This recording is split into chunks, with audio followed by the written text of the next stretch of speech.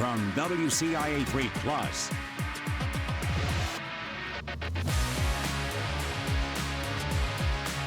With Ethan Holesha and Tyler Hill, this is Midwest Mashup.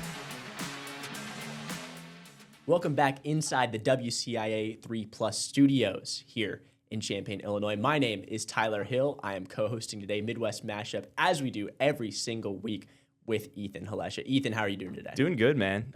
It's warm outside. Finally, I'm wearing short sleeves here. This is what I walked into work with, and it felt great. The sun, is out, and the vibes are up. It is crazy. I wore a T-shirt last week. I think it was on Wednesday. I was going, "What is happening?" It feels so crazy to go from the real feel of minus 23. Yeah, it was brutal. We're in the 60s right now. Yeah. Personally, though, I love it. My parents got to come in this past weekend, and they're from Florida. We're all from Florida, so it wasn't as much a shock to the system to come into this type of weather. So love that and hope it holds here. You can do some fun activities outside, a little beach volleyball, whatever you guys like to do. Ethan's getting in shape here as well, about to run a half marathon. Yeah, man. Keep up with that progress. Let's do it. Him and Peter Hansen are doing great so far. We got... Not as much, actually. No, this is a lot of breaks, a lot of off seasons. So many teams or just sports that we cover right now are taking a break. We are not, though. And so we're here to cover all of it. It's going to be a lot of all-star Olympic hockey, some new baseball news. Even that's kind of trickling out. But we are starting to get into spring training, really ramping up for that. And then we got a fun concept for you. I'm going to wait. Just a little tease here until we actually get there, but I think it's going to be fun. You guys are going to enjoy remembering some teams, remembering some guys. So, Ethan, are you ready to get started here? I'm ready, man. It's a trip down memory lane. Right before we start, though, I just realized not a single team that we cover right now is actively playing games. That's crazy. And we're still going to fill it out. Man. It's going to be awesome. Let's do it. So, we're starting with basketball. They had their All-Star weekend. That is why the basketball teams are not playing right now.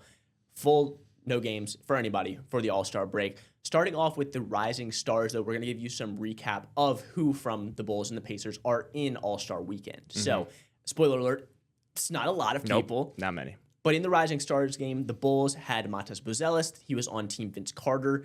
And then Mac McClung was on Team Austin Rivers. I did not expect that at all when I was going down the roster. And then from what I watched, he didn't play, but he was on the roster, and so we will let you know that he was there. Yeah, so he was actually ruled out due to a right calf injury. Yeah. So, I mean, I think he's 25, 26 years old. So definitely probably the oldest guy by a few years on either one of these teams. And they had a couple G League guys, but even the G League guys were pretty much 1 or 2 year guys in terms of how long they've been in the NBA, rookies or second year guys. Yeah, that's just not the case for Mac. I just don't think of Rising Star when I think of Mac McClung. And so, good for him that he was able to make it. But the only reason I get it is because he hasn't played in many NBA games, but he's played in parts of 4 or 5 seasons now. I think so. Just a lot of up and down between the G League. He was with Orlando for a little bit. Strange pick, but interesting pick. We're going to focus more on Matas again because he actually played in the game. So he started for Team Vince, really the big star of this game and of both games that they ended up playing in, because it was a round robin style where there were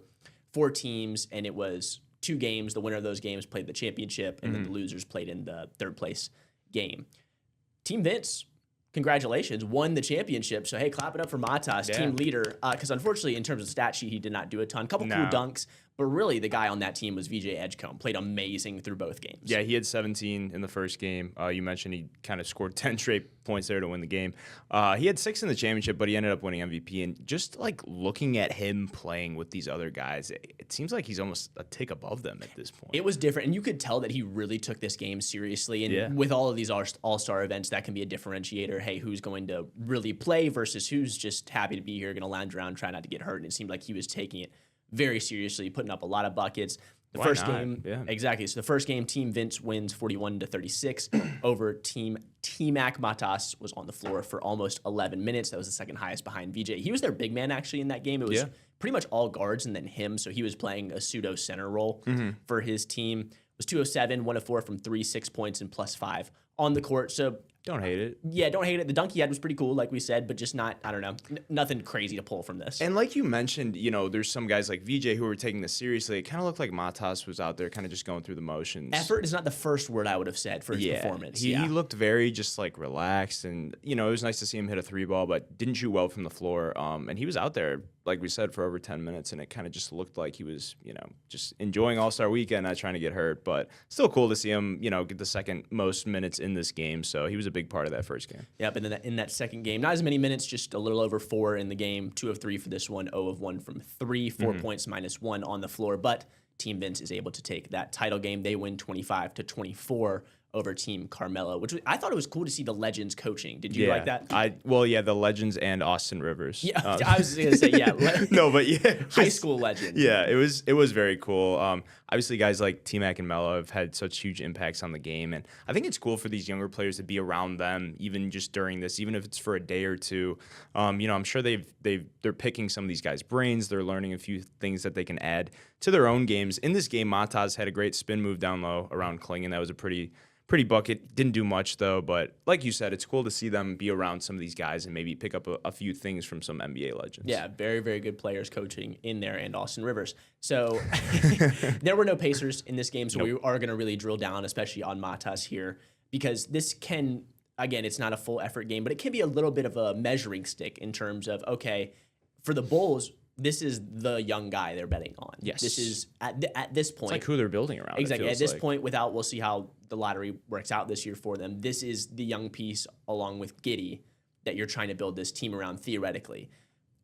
Did you take anything away from this that makes you either, I guess, more confident, less confident, or just change your opinion on that at all? No, I honestly, just to be short, like we kind of touched on before, it didn't really look like he was trying out there, but at the same time, it didn't look like he was the best or one of the top 3 guys out there. I think he fared fairly well. He looked kind of comfortable, but it was such a small sample size. And like you said, some of these guys are taking the game seriously, some of these guys aren't. So didn't really change much. I would have liked to see more from him. That would have been cool. But I think at this point, I mean, he's averaging about 15 points a game, or points per game, I should say. But I didn't take a huge, any positive or negative reception from his performance. What did you think? I thought that's pretty much the right call. I've been very consistent to where I don't think he'll ever be a star player or even an all-star level player in this league, but I think he can be a very solid starter. And that's about, again, what I came out with this is okay, he's probably not those top Cooper Flagg, VJ Edgecombe level type of guys. Yeah. But he also can be a very, very solid rotation piece and a type of guy you need. Little size on the wing, can shoot it. Will never, I think, be a great off-the-dribble creator unless he really levels up. But he's still young, and maybe he can add that to his game and really elevate the Bulls in the process. Moving on to the three-point contest here. No Bulls or Pacers, so we're just going to blow through this one really quick. Damian Lillard wins, this time back in a Portland Trailblazers jersey. Dame time, let's go. Really like Damian Lillard. It's fun to see him back in a Trailblazers uniform. But again, we're just going to kind of blow through this one because no Bulls or Pacers. Same thing with the dunk contest. Kashad Johnson, he wins. Jace Richardson, we will hit on. I'm sure Illinois fans, the crossover we have here, you remember Jace Richardson at Michigan State. Very good player. Hasn't played a ton for this year's Magic team, but was a lottery pick. He was out there. When he was chosen, I was kind of like, okay, I don't watch a ton of Orlando Magic games, but he doesn't strike me as this massive leaper. Not a great dunk contest for him, and unfortunately, if you guys haven't seen the clip, just lands on his head. Glad to see he's okay, though. Yeah, it looked like in real time, I'm like, is this dude concussed? He nailed his first dunk, which wasn't super difficult, but they kept saying, this guy's only 6'1", he has good bounce. Had a couple of failed attempts before hitting the deck on the failed attempt, but we're happy that he's okay. That's what's most important. And he was able to get up, and he did a 360 dunk just to make sure he had one in that time frame. So all good with Jace Richardson. Love that. I do hate that, though, because I feel like it prevents star players from doing it because they see that and they're like, well, I am never touching the dunk contest, which is so sad. I think that's what the dunk contest is missing now. When you had Blake Griffin, you had Aaron Gordon and Zach LaVine, who aren't faces of the league. Immediately after I watched the dunk contest, I turned that one on. Yes, just because I was like, it's electric. It's night and day, and you used to have Dwight Howard out doing it, right? And so, I mean, it pretty much started, I think, with LeBron. LeBron never did it, but even I was looking back at the dunk contest participants, and you had guys like Donovan Mitchell in his first year, who was a really good player, come out and do the dunk contest. And guys like that maybe weren't the top level stars, right? But right under it, and so. But they're starters still, Yeah, and Donovan Mitchell at that point was the best rookie in his class, and he still went out and did the dunk contest. And we got Zion, we got Ja, two guys that people thought would be amazing, that I thought would be amazing. They both turned it down, and so it just seems like, unfortunately, that's where we're at right now, where it's just these guys that you've not really heard of, and they're good dunkers, like Kashad Johnson. He had a couple really cool dunks that I thought. The Jackson Hayes dunk was. The broadcast. It sounded like they're like he just panicked, but what was that, dude? I don't know, because I think he had to be trying to do it from the free throw line, right? Yeah, but because I was listening to it and somebody said that he might have gotten stuck where he did the wrong amount of strides, and so then he like knew that he wasn't going to make the free throw dunk. But then just don't dunk, like retry it. Looked so bad. Looked so bad. I don't have a favorite dunk contest moment. I mean, the one where Kashad Johnson, he takes it under his leg like this and around and dunk. That one was pretty cool. Again, don't want to shade him because he's a pretty good dunker, but just not the pop that the dunk contest has had. Carter Bryant from the Spurs, he had a decent one where he kind of threw it up to himself and went between the legs. Yeah, and that was on the first try, so that was kind of cool. But outside of that, I mean, there wasn't really much. Yep, and then All-Star Game caps it all off. This was a new format. So there was 2 USA teams, and so it was the Stars team and the Stripes team, and they broke players that obviously were born in the U.S. and that were All-Stars up between these teams, and then had a world team. So 3, and so honestly, a little bit like the Rising Stars game, they did a round robin, and so it was, I forget exactly the order, but like Stars play World, then Stars play Stripes, then Worlds play Stripes, and then at the end of that, you total up all your points, and then boom, the 2 top teams played. So ended up being the Stars versus Stripes. And then I'm looking to make sure here that I got this right, but it was the Stars that won. It was the team with the younger players. It was Anthony Edwards won the MVP. Yeah. So whichever team he was on. And I'm pretty sure in the championship game, did they not blow them out? Like, yes, it was, and that's what honestly, because overall, I thought it was great. Yeah, because the games before that were competitive. Yeah, and then just for whatever reason, I don't know if it was just because it was America versus America, or the old guys got tired, or whatever. But that one, I think they won by 20 points. Yeah. So Anthony Edwards, your MVP, but big for us here, Pacers did have an All-Star, Pascal Siakam, from Cameroon. This is his 4th All-Star appearance, 24, 4, and 7 on the year. This is the 2nd highest point average he had in his career. Had that cool dunk, had a couple other nice plays, but for the most part was kind of a background player. 4-1-1 in the first game, and then 6-1-3 in their second game. World team goes 0-2 on this All-Star game. It's just interesting because, like, obviously guys like Kat and, Wemby were stealing the show, but I think people expected, like, Luka and Jokic to play more. They could have not have cared less. I mean, you talk about the Rising Stars game where the players don't care. Those 2 guys were just out there. They're just walking around. Just having a great time. And then they just didn't play in the second game. So I was like, Wemby had some great moments, some threes and some posterizing dunks and blocks, but it seemed like he was one of the only ones to care. And, Siakam had some decent stat lines, 4-1-1 in the first game, 6-1-3 in the second, but Team World ended up going 0-2, but at least their games were competitive. Yeah, I was gonna say I like the format. I like that you are pitting the World versus the U.S. I think that's better than what they've tried to do in the past with captains and drafting and just it got weird. So I'm down to see this. I do hope it continues to be a thing where the younger players do take it a little more seriously. It's never obviously going to be this massive, big regular season or playoff type atmosphere, but can it get a little better, like to back where it was, where I mean, in the early 2000s, again, still an All-Star game, but people were trying to do stuff, so I would love to see it get back to there. Agreed. And I think this format is a good way to do it. We will come back as we talk World versus U.S. The Olympics are going on. That's the hockey that's getting played. No NHL for you today, but we will recap the Olympic hockey so far, players from the Blues and the Blackhawks fighting for their countries when we come back.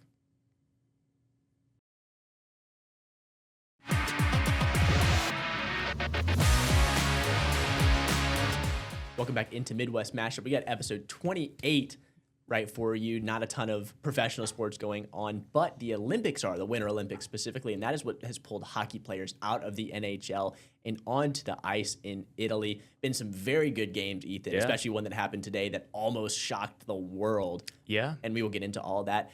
What I'm talking about, though, for this game is Czechoslovakia almost taking down Canada, who was not by far, because I do think the U.S. is close to Canada in terms of the odds to win a gold medal coming in, but definitely on paper the favorites for this tournament, almost lost. Yeah. Czechia was up 3-2, I think, with like 3 minutes left. We saw literally a replay right before this of like a redirect goal to tie it downstairs. And then the overtime winner, I don't know exactly who scored that, but Binnington gets his third start and third win. So maybe he should just pretend like he's playing for his country every game. I was going to say, could we just transport Team Canada to be the Blues? Or maybe they could change uniforms. Maybe that's what it is, and we can really get them going, because We have been very critical of Jordan Binnington so far. We might For good reason. We're going to talk about him when it comes to our draft that we got coming up. I think just one of his better moments as a goalie. This is true. Right now, so going into this game, he had a .950 save percentage. We were not able to crunch the stats because it was very close to when we were recording, but he is 3-0 at this point, 5 goals against in these 3 games. So playing very well between the pipes. Yeah, that's awesome. And that's what you want to see. And we mentioned it last week. I think this is a good reset. It's the middle of the season. Yes. Get your confidence back up. Team Canada's putting you out there, and you've played more games for this team than the other 2 goaltenders who are also very good players. So I think this is huge. Going into this game, obviously he gave up 3 goals in this past one, but we are in the quarterfinals now. I mean, there's 8 teams left. Yep. The competition is going to be a lot stiffer now, but yeah, 2 goals against in the first 2 games, and now he has 5 overall, and honestly, in 3 games, that's great. Yeah, also on the Blues that are playing, we recapped this for you last week, but just to go back over it, Dalibor Dvorsky, he is playing for Slovakia, Pia Suter for Switzerland, Philip Brogerg for Sweden, and then Colton Periaco for Team Canada as well, pairing up with his teammate Binnington. Did any of these performances or have any of these performances stood out to you more than another? I think Dvorsky, just because he's getting it done both with goals and assists.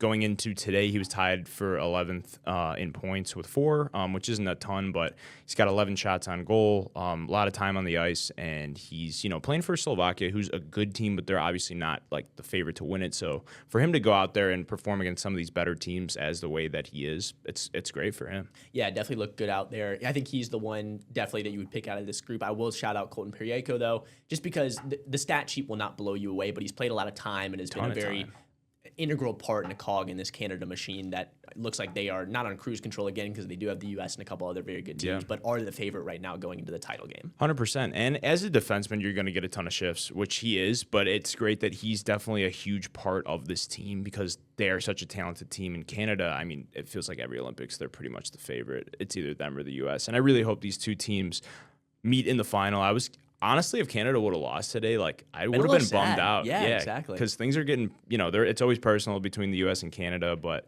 yeah, I mean, at least the Blues players so far, Pia Suter we touched on for Switzerland. He's got 2 goals, 7 shots going into today, obviously. But yeah, all these guys have at least played in every game on the Blues. So it's awesome. Outside of Binnington, because, there's 3 goalies on the roster, but he's played the most. And honestly, I'm really looking to see how this is going to affect them for the rest of the season. I don't expect the Blues to be a playoff team, but if some of these guys can just get confidence back for, representing their countries, going to the Olympics, very cool opportunity. So for these guys, I mean, it's awesome. Yeah, I think that's what you're hoping. You get a little confidence bump and even just a break and kind of pull back from a season that has not been ideal so far and say, okay, let's take a step back, figure some things out, come back with some renewed energy. Blackhawks do not have as many people. It is actually just one person that is in this Winter Olympics, that Teuvo Teravainen. Teuvo, close though. Oh no, you nailed Teravainen though. Teuvo Teravainen. I was really trying on the Teravainen part. Yeah, he's playing for Finland. He's played in 3 games, 1 assist, 5 shots, no goals so far. Yeah, but +2 on the ice for a Finland team that I would say was a bit disappointing in this Winter Olympics. Yeah, and right now actually they're in the middle of facing Switzerland in the quarterfinal. They're down 2-0, so it's not looking too great for them. A lot of games going on today. The 4 quarterfinals. U.S. plays at 2:10, but as far as Teuvo goes, I mean, Finland definitely disappointing this year.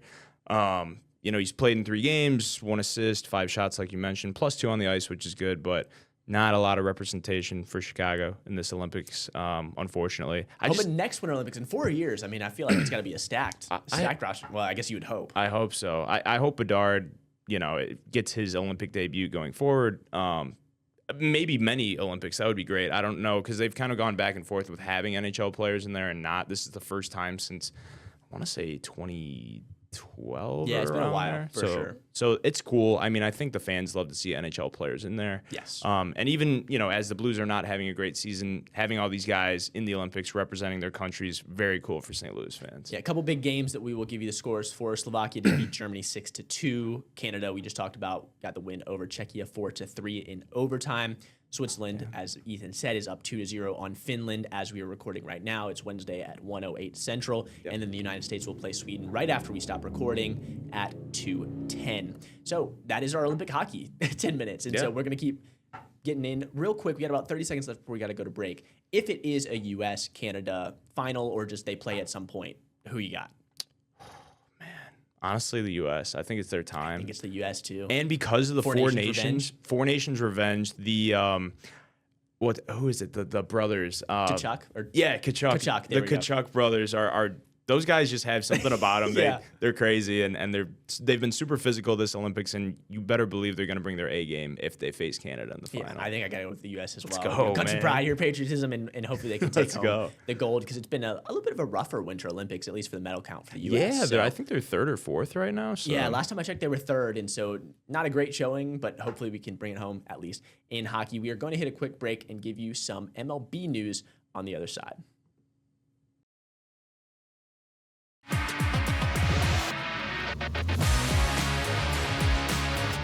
Welcome back to Midwest Mashup. As we inch closer and closer to the baseball season getting here, we're almost at spring training, Ethan, and right now it's the peak off-season content. We're ranking everything. And so Buster Olney just came out with his top 10 starting pitchers. Now, this is not just Buster Olney's. It is a combination of him as well as talking to a lot of personnel people, scouts, just around the league to get their input. Smash that all together, and you get his top 10 pitchers list. He's going to do every position, but at least in terms of when we're recording, the pitchers are out. Are you ready to hit some of those? Yeah, let's do it, man. Let's do it. So let's take a look here. We got, at number 1, Tarek Skubal. Number 2, Paul Skeens. And this was the biggest thing, I think, in this whole list was who would be number 1 between Skeens and Skubal. I mean, just edging out is Skubal for the Tigers, but I don't think you could have gone wrong with either of those two guys. No, they're both studs. I mean, both. I think they both win Cy Young last year, I believe. Yes. Yeah, they're just young guys. Skeens has been in the league for 2 years, I think now, and he could have won 2 Cy Youngs. I mean, he's just absolutely a stud. Either way, 1 and 2 for these guys, you can't really go wrong with either one of them. No, not at all. As we go down the list, now just going through the names, Yoshihiro Yamamoto of the Los Angeles Dodgers. We got Garrett Crochet of the Red Sox, Christopher Sanchez, Phillies, Hunter Brown, Astros, Max Fried, New York Yankees, Logan Webb, San Francisco Giants. Chris Sale still there, getting up there in age, but still pitching very well for the Atlanta Braves. And then Jacob deGrom, the Texas Rangers, the ultimate if he's healthy guy. Ultimate if he's healthy. Like, when he's playing, he man. is nasty, but he just does not play a lot, Yeah. unfortunately. Now, if you guys notice, none of the 3 teams we covered between the St. Louis Cardinals, the Chicago Cubs, or Chicago White Sox had a pitcher mentioned there. Were there any snubs when you think about these 3 teams that you would have liked to see on the list or in honorable mentions? Because none of them were in honorable mentions. as well. And there was a lot of honorable mentions. I said maybe Justin Steele, but he's coming off Tommy John surgery. Right. So he's supposed to be the Cubs ace. And the big question mark is, when is he going to come back this year? Because it's going to be at some point, but he's going to probably have to ease himself into the rotation. He's probably going to start in AAA, but I think he's really the only guy. Like, maybe going into last season, you're like, okay, Shota can make some strides and kind of get himself up there, but he really struggled in the second half of the season. The White Sox, very young starting 5, like, they have not proven anything, I think, to this point in their careers that they're anywhere near the top 10. And then the Cardinals, excuse me, they got rid of Sonny Gray, who was one of their best pitchers last year. But a guy like that is probably not even in the top 10 either. So I think the only one would be Justin Steele. But it's kind of like DeGrom, where it's like, yeah, if he's healthy. But DeGrom's done so much in his career already. Like, he's won Cy Youngs, and he's just been absolutely unbelievable. But I think if Justin Steele was healthy last year, maybe he could be in that conversation, depending on how he did. But that's really my only snub. That's the guy I would look to break into next season. If he comes back, has a really good back half, and shows he's healthy, I could see him working back into at least that honorable mention type of tier, if not the top 10. But I do agree with you. I was looking at these pitching staffs, and there is no one that jumps off as like, oh my gosh, how could you not even mention them? It's just at this point the pitching staffs for these teams, because even the Cubs last year being the better of these 3, it was mostly on the bats. And so 100%. It was not like, oh, we have this overwhelming type of pitching staff. It was definitely more of offensive firepower. Yeah, and their relievers were the ones that really came around like later on in the season, which was winning them a lot of close games. It wasn't really their starters, you know what I mean? So, like you said, it was the offense too was a big part of that. So, seeing some of these guys, maybe Shota can even get into that honorable mention conversation if he has a bounce back season this year, which we're hoping for the Cubs. And then, like you said, Justin Steele. Work your way back. Obviously, don't rush things, but like to see him kind of pick up where he left off before this surgery that he had. Totally want to see him bounce back healthy. For the White Sox, the position players did not have to come to spring training until this past Sunday, but some guys showed up early. That's Colson Montgomery, Murutaka Murakami, the guy that we are so excited about coming from Japan, Chase Midroth, Miguel Vargas, and Austin Hayes all showed up a little bit earlier than now the full team has reported. Anything that you're looking at in this spring training, again, it's not quite the all-star game because it is serious baseball, but how much can you actually take from it? What is something that you are looking to take from it? Murakami's hitting some bombs like off these pitchers, which is awesome. And that's what he's known for. And obviously, take it with a grain of salt. The pitchers are kind of just getting into the swing of things. They're not going to be at 100% power and giving all their, nastiest pitches or fastest pitches. But at this point, I mean, there was one of the first days of like spring training, you could say, is Murakami took 3 of his first 5 pitches deep, like hit 3 of 5 home runs. That's awesome. And he's gonna, I think, sell a lot of tickets this year, and he's probably the player that most White Sox fans are excited about. So for him to see, or for me to see the success that he's already had in the spring training, it's huge, and I think it's going to be really exciting this season. Yeah, it could be franchise changing. If he is an all-star level type of hitter, that would just be so huge, and it's something the Sox really need. Also on the Sox news right here, we got MLB writer Mike Petrillo named Grant Taylor the 10th best relief pitcher in the MLB currently, so hang that banner. Chicago White Sox. Moving on to the Cubs, had a lot of different moves that we have already talked about here, but manager Craig Counsell, talking about all of those moves and just building the roster, said that the Cubs worked hard to create a team like this, one that can go out there and be one of the favorites in the NL and possibly in the MLB. And that's what I wanted to ask you. Is this just a playoff team, or is this a legit World Series contender? I'm bouncing between the two, but I do think on paper it's one of the most talented teams in the league. Now, I still think they're a peg or 2 below the Dodgers. I think kind of everybody is to this point because, the Dodgers just have more money than everyone else. Drop $1 billion on their roster. Yeah, it's like them and the Yankees. But I do think this is a team, especially out of the NL. I feel good about them competing against the Brewers. I don't see why they can't be in a race down to the end of the season to win the division this year. That would be huge. Obviously, last year the Brewers went on a crazy tear, but I don't expect that to be repeated. And, I just think that this roster is constructed well, losing a guy like Kyle Tucker and then not re-signing Cody Bellinger, who had left for a year, and there was a lot of talk of him coming back. But bringing in Bregman, this is a guy that's a multiple-time All-Star, multiple-time World Series champion. He's been there. He's done that. So I just think with players coming back from injury and filling some holes, obviously there's still some holes like you said, but I don't see why this team can't at least be a Final Four, make the NLCS this year. Yeah, I think that's where I landed. Is I do think this is solidly a playoff team. I just don't think, unless there's a step from one of the younger guys, like does PCA just become really good, like one of top 3 outfielder, right, instead of just an all-star level outfielder. Yeah.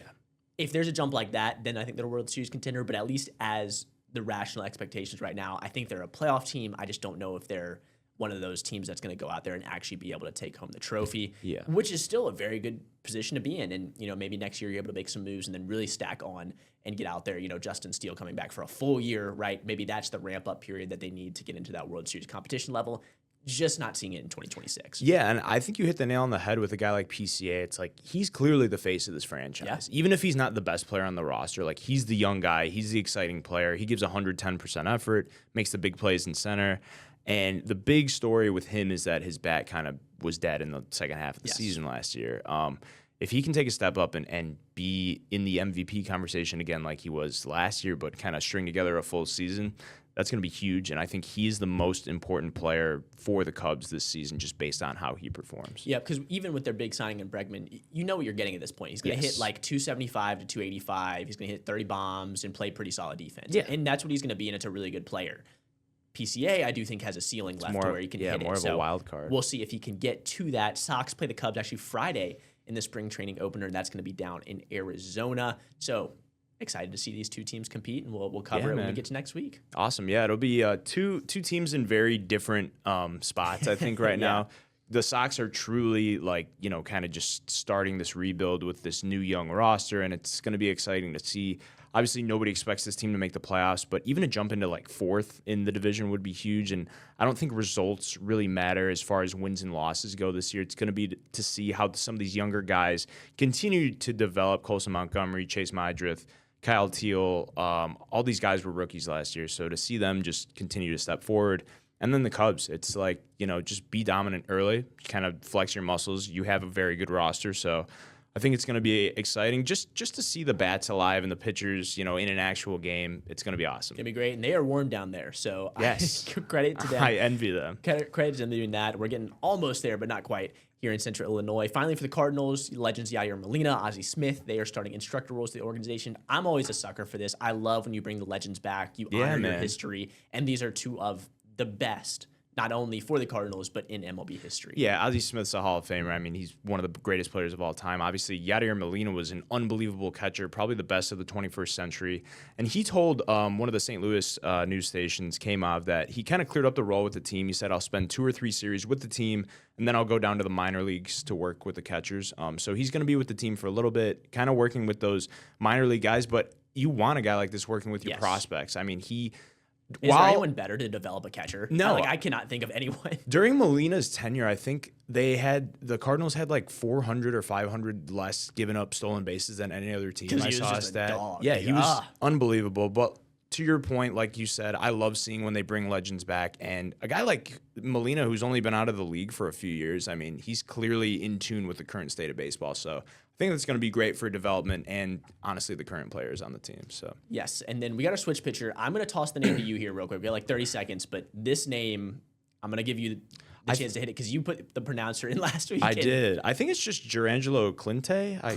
Okay. I could be wrong, but it's C-I-J. I think we ignore the J in the pronunciation. All right. Well, he can switch pitch, and that's the cool thing. It's throw sick. lefty, throw righty. He's already doing it a little bit. Yeah. I cannot wait to see this actually happen in an MLB game. Hopefully, he's able to stay up on that roster and just be a fun guy. Because I think for even bad teams, it's like, hey, there's not a lot to hang on to here, but this is a sick thing you can watch, and as a fan, just be like, you know what, this is fun. I'll buy a ticket, go to the ballpark, and watch this guy pitch. So, absolutely. Really excited to see that. Excited for this draft we got coming up. We will break down what we're doing. We're going to remember some guys, remember some of your favorite teams, your favorite players. We're so hyped to do this right after the break. Let's do it.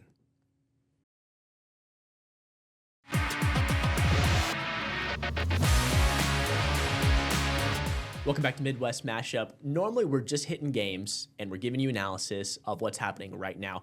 We're taking a blast to the past because, again, a lot of breaks happening between All-Star break, between the Olympic hockey break. Baseball hasn't quite started, and football is at the beginnings of the offseason. So we're doing a Midwest Mashup teams draft. So what that means, me and Ethan are each going to choose a football team, a basketball team, a baseball team, a hockey team, and then a wild card. That can be any sport. That'll be the 5 teams that we choose. It'll be a snake draft. So if I get the first pick, I'll select 1. Ethan will go 2. I'll go 2. Boom, boom, boom, back and forth. The catch is when one of us takes a team. So if I took, say, the 96 Bulls, Ethan cannot take a Bulls basketball team as his drafted team. It has to be some team from the Pacers. So it could be one of those Jermaine O'Neal, Reggie Miller teams. It could be an even older Reggie Miller team. But whatever he has to do has to be Pacers. Same thing. We only have the Bears and the Colts right now in terms of football between Chicago and Indianapolis. So if he takes a Bears team, I now have to take a Colts team. Yep. We're going to go through, and that includes the wild card as well. So then your wild card team has to be one of the teams you have already selected. So I think we're keeping this pretty easy, pretty simple. So I'm going to pull. I have a coin flipper here. It's courtesy of Google. Ethan, what are we calling? I'm going to go heads. All right. So if it is heads, Ethan will get the first pick. It is flipping, flipping, flipping. It is heads. I don't know if you guys see that. Boom, heads. So Ethan will get the first pick. Ethan Halesha, who are you taking? I know you kind of just mentioned it, but I'm going to take the 95-96 Bulls. Yeah, that's the first pick, right? Because unfortunately, I feel bad spoiling it. The Pacers have not won a title, at least in the NBA. Yeah. And so I feel like the Bulls had to be the pick here. Also, part of this is like I want a Bulls team probably for my wild card. I mean, unless something else happens going forward. Yeah. 95-96 Bulls, 72-10. Arguably the greatest basketball team of all time. Obviously, the Warriors broke this in the regular season when they were 73-9, but ultimately blew a 3-1 lead. Obviously, that was the LeBron year. But let's focus on the Bulls. Okay, so they had a cumulative record of 87-13 when you count the playoffs and the regular season, which is the best of all time. They went 15-3 in the playoffs. They started this year 41-3. It was the first year with Dennis Rodman, and he was a massive addition to this team. Offensive rating was 115, defensive rating 101. MJ won MVP this year. He averaged 30.4 points per game, almost 7 rebounds a game, a little over 4 assists per game. It was his 4th MVP, and this was his first season back after retiring briefly. received 109 of 113 first place votes. I mean, when you think of basketball, you think of the 90s Bulls, and I think this was the most dominant team in that era.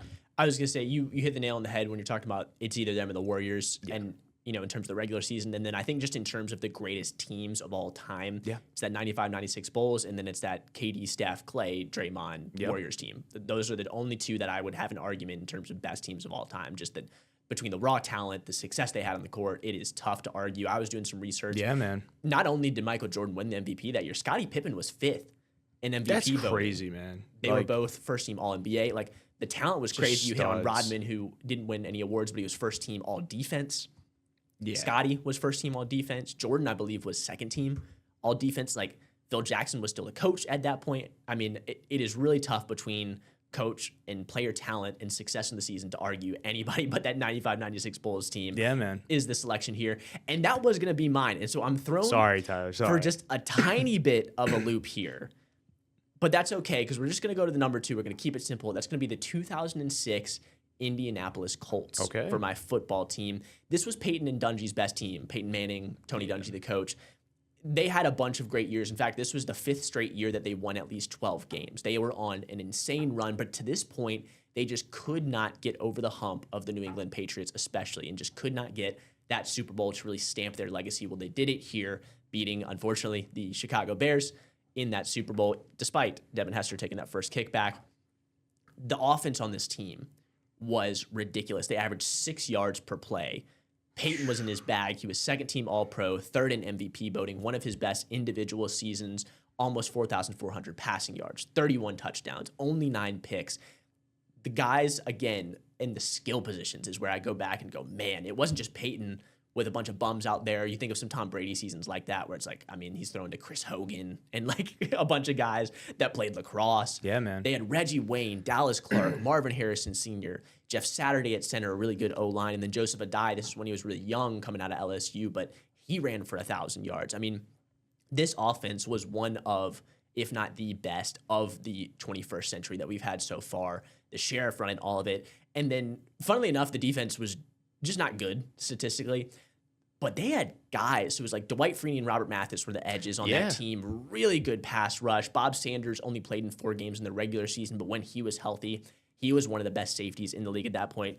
Cato June and Gary Brackett, both had over 100 tackles for this team at linebacker. Antoine Bethea was a hard-hitting safety. They really had that hard-hitting safety duo between him and Sanders, and beat the Bears. And so because of that, I think specifically even for the Midwest Mashup draft we're doing right now, I think the 2006 Colts apply very well.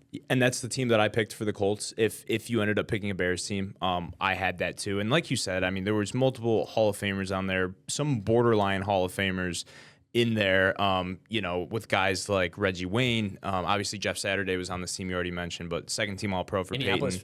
Colts coach, also Jeff Saturday. That's correct, yeah. And then studs like Dwight Freeney and Robert Mathis. This team was just so complete. I think the only knock was the rushing yards. Yeah, the run defense, allowing like 5.5 yards per carry. But it's like when your offense is this good, I guess you don't really need to make that a focal point of the team. I mean, their offense was rolling, like you mentioned, and this is one of the more fun teams in NFL history. Yep, and so I got the second pick here as well, and this is where I would go with the 2011 St. Louis Cardinals. Nice. There were a lot of Cardinals teams to pick from. They actually won in 2006 as well, but I went with this 2011 team because the lineup was unreal. Yeah. This was Albert Pujols near the end of his prime. He had just won 2 MVPs, I think 2 and 3 years before this season. Yadier Molina, we talked about how good of a catcher he was, both defensively and even with his bat at that point, was still a solid guy in that lineup. Lance Berkland, Matt Holliday, and of course the GOAT, David Freese. We will see you clutch, man. Tomorrow night. What a call. I mean, unreal out of Joe Buck for that. I still go back and watch that. I watched it like 2 weeks before we even thought about doing this, and I was like, I have to go with this 2011 team. Again, they won the World Series. They actually were second in their Central Division. They didn't have a great regular season, but just went off in that playoff run, ended up beating the Texas Rangers in Game 7. Again, that Freese call, he hits the walk-off in the 11th inning, home run to send the World Series to Game 7. They obviously get it done, winning 6-2 in that Game 7, beating the Texas Rangers. A really good Texas Rangers team as well. Oh, my gosh. Yeah, because they had prime Josh Hamilton. They had Nelson Yes. Cruz and David Freese with – I mean, they were down to their last pitch, and in the 9th inning, he hit that frozen rope off the wall. So he had 2 clutch moments in that game, and it was awesome. And it felt like the Rangers, because they had made the World Series like 2 years in a row, they were such a good team, and it felt like they were going to win. And for the Cardinals to come back and to do it at home in Game 6 like that, to force the Game 7, that was like one of the first World Series I remember watching like growing up, and it was electric. I mean, just it was awesome. Everything about it was awesome. Prime baseball weather too between the two stadiums, between Texas and St. Louis. So even while the pitching staff wasn't insane, there's just not a lot of names that you're going to remember from this pitching staff, whether it was relievers or starters.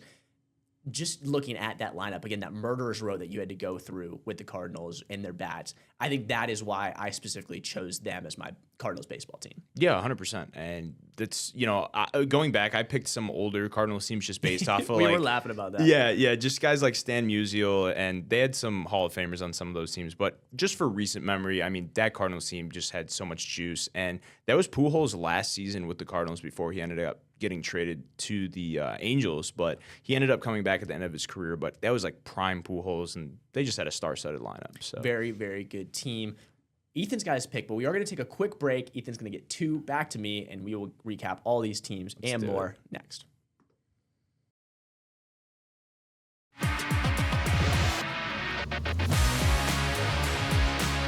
Welcome back to our last segment here as we do the Midwest Mashup Draft. We are taking your favorite teams from some of your favorite organizations, one for football, one for basketball, baseball, hockey, and then a wild card. So far, I have taken the 2006 Colts and then the 2011 Cardinals, Super Bowl winner and World Series winner, and then Mr. Ethan Halesha, has taken the 1995-96 Bulls, one of, if not the greatest NBA team of all time. That's going to be tough to beat with his first pick, but that means that he now is at the 2-pick side. So you got 2 teams. Who are you taking? So you already picked the Colts, which means I'm going to have to take the Bears. Segueing into, from one of the greatest basketball teams of all time, I think might be the best football team of all time, at least the best defense. I'm going to go with the 85 Bears. Hard to pass up. Maybe the best defense ever. They allowed 198 total points, which was 12.4 points per game, best in the league. 15-1. They only lost to, I think it was the Dolphins on like Monday Night Football in some fluky game. Started the year 12-0. That 15-1 record held up as the most in regular season until the Patriots obviously had that magical year in 2007. But this team, they gave up 10 points in the playoffs. They only gave up points in the Super Bowl, which they won 46-10, by the way. And good defense. This team had 10 All-Pro players. They had Walter Payton, linebacker Jimbo Covert, center Jay Hilgenberg, Dan Hampton on the line, Steve McMichael, RIP on the line, Richard Dent on the line, outside linebacker Otis Wilson, Mike Singletary, Hall of Famer, Gary Fensick, free safety, and their kicker, Kevin Butler, who was a rookie, ended up being an All-Pro. And most of these guys were Pro Bowlers too, so 10 All-Pros, 9 Pro Bowlers. They were the first team ever with back-to-back shutouts in the playoffs. Outscored opponents 45-0 at home in the playoffs. Listen, I know Jim McMahon, he ended up being a Pro Bowler, but he wasn't an All-Pro level quarterback. But when you have Walter Payton, a Hall of Fame running back in his prime, and literally probably the best defense ever, you don't really need to score a ton of points. That's why I'm going 85 Bears, and I don't know if we'll ever see a team like this ever again. No, just because I think it's gotten to the point now where the quarterback has gotten so important and the offense has, you can't have a Jim McMahon, because even like Sam Darnold, I would say this year is better than McMahon was back 100%, in the day. Yeah. Same thing. Oh, now I'm forgetting who won the Super Bowl the year before. Before the Seahawks? The Seahawks, yeah. It was the Eagles. Eagles, right. Yeah. Okay, there we go. Because Hurts is, I would say, better than McMahon as well. Yeah. Relative to their time period. So I think it would just be tough to have that type of quarterback. But man, that defense was just... They were terrifying. Teams were scared to go in and play them before the game. That's such a weapon that we don't see a ton anymore. You got another pick here. Who you got?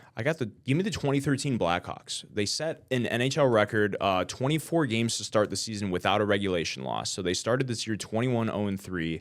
That was huge. I just remember like watching these games growing up, and it was like, is the point streak going to continue? But yeah, it took them well over a month to get their first regular season loss in regulation. But it was interesting because this was a reduced season, so it was 48 games. There was a lockout that happened. Ended up winning the President's Cup for the most points in the regular season, 36-7-5 to end the season.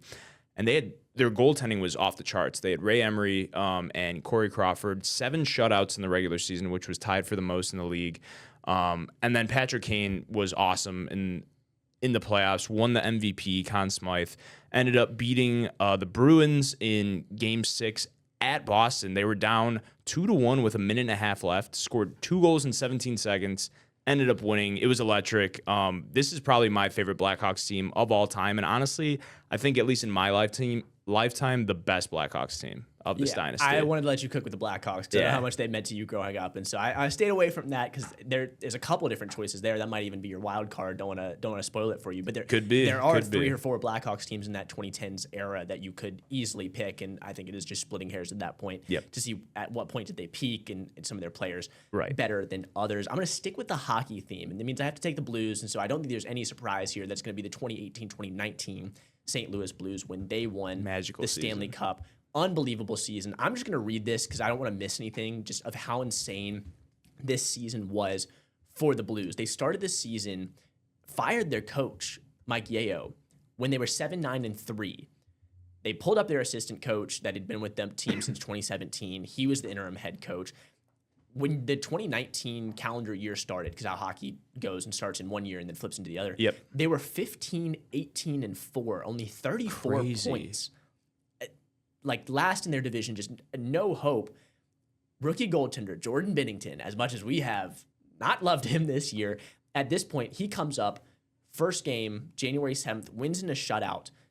They start playing Gloria, because this is like, they were watching the double doink game, which is such a weird tie-in to the Chicago teams that we cover here. Oh, man. And Gloria was playing, and they were in a bar, and they were just saying, keep playing it. So this became their rallying cry song.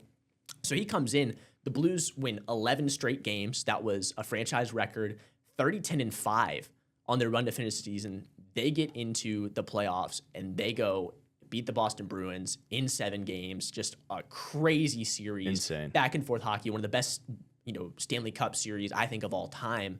Not even, with the bias to St. Louis and everything here. Just a really fun one to watch.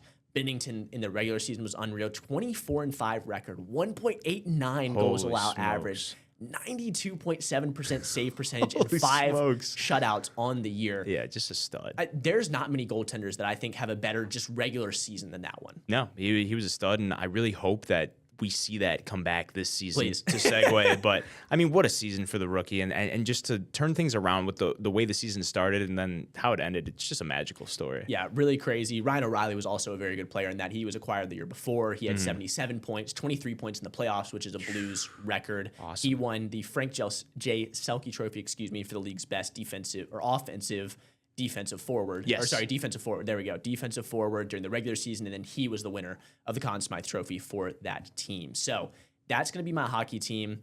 You shook me up a little bit here, and so that's why I'm playing a little bit of defense, but I am going to go with last year's Pacers team as my basketball team. So that would have been my pick for the Pacers. They have not won a title in the NBA, like we're saying. So the closest they've gotten is last year's team. They lost in the finals, unfortunately, with Tyrese Halliburton tearing his Achilles. I'll keep this one short just because we've talked about it so much. But the playoff run they had, Tyrese hitting so many game winners.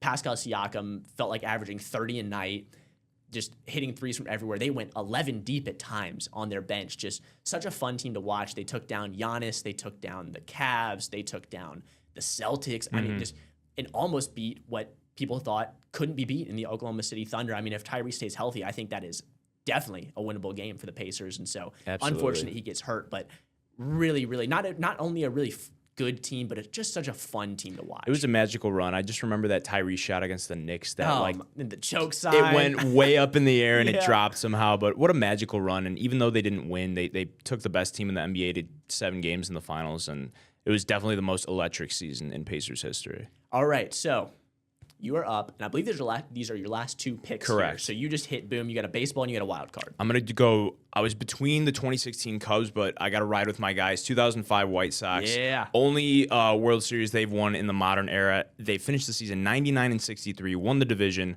It broke an 88-year drought, and it was only their 8th ever playoff appearance in 105 seasons, which is crazy to think about. Not great. That's horrible. But in the postseason, they went 11-1, which is tied for the best record in postseason of all time. They swept the Astros in 4 games in the World Series. I mean, you can't ask for a more dominant team. Their starting pitchers threw 4 straight complete games. That will never happen again because there's so many games now where it's bullpen games and they'll throw a pitcher out there for an inning or 2 just to start things off. The starters were unreal. Scott Podsednik, he was a guy not known for his power. 0 regular season home runs and 568 at-bats. And he had 2 postseason home runs, so that's huge. Taking my 05 White Sox. For the wild card, I'm going to go actually the 91-92 Bulls. I was between them and one of the Blackhawks teams, but 67-15. MJ won MVP. He was averaged 30.1 points per game. This was his 3rd MVP, right in the middle of that first dynasty that the Bulls had. Yes. I don't think you can go wrong with any of these Bulls teams, and this is just the other one that sticks out outside of the 95-96 Bulls. Yeah, I was going to say, I think it is between the Bulls or Blackhawks in terms of those are the 2 Chicago teams that you picked that you can really go, I mean, probably 5 or 6 different teams. Or you can throw the Derrick Rose MVP season in there as well. My wildcard team, we're going all the way back. I don't quite remember this team. The 1942 St. Louis Cardinals. Ooh. They won 106 games. Holy smokes. That's so many games. Yeah. Won the World Series. They had a similar run in terms of just like dominance throughout the whole season. Cleaned it up 4-1 over the New York Yankees. Just all-time historic players. Stan Musial is the one that really comes to mind. So Mort good. Cooper, Enos Slaughter. There's all these guys that What you a look name. at. I mean, why? Right? Enos Isn't that Slaughter. crazy? And this team is such a historic one. You look back, and I think they even brought hope to the nation during World War II, right? It's an unfortunate time period for a lot of human history and bigger than for baseball. the world at that point, right? Exactly. And so to have a team like this come up, I think is something you can attach onto. That is pretty cool. I think we did a great job in doing this. This is a concept we have never done before. I'll list That was a our lot of teams fun, out yeah. real quick. So I got the 2006 Indianapolis Colts, the 24-25 Pacers, 2011 Cardinals, 2018-19 St. Louis Blues, and then my wild card, 1942 St. Louis Cardinals. Ethan had the 85 Bears, the 95-96 Bulls, 2005 White Sox, 2013 Blackhawks, and the wild card of the 91-92 Bulls. We might post that somewhere and just see if we can get some fan engagement here. Which one do you like better? Man. And I think this is really fun to just remember some guys, remember some really good teams from the cities that we cover. Absolutely. And obviously things are kind of bleak right now with the teams that we cover. Oh, yeah. Especially with the teams that are in season right now. So just to look back and to see, where we were at in these times, there was a lot of good teams in the past, and hopefully there's a lot of good teams coming forward here in the next few years. Yep, it's coming. You just got to get those draft picks, take a little bit, and we'll be in business. Fingers crossed. Thank you so much for watching. Have a great rest of your day.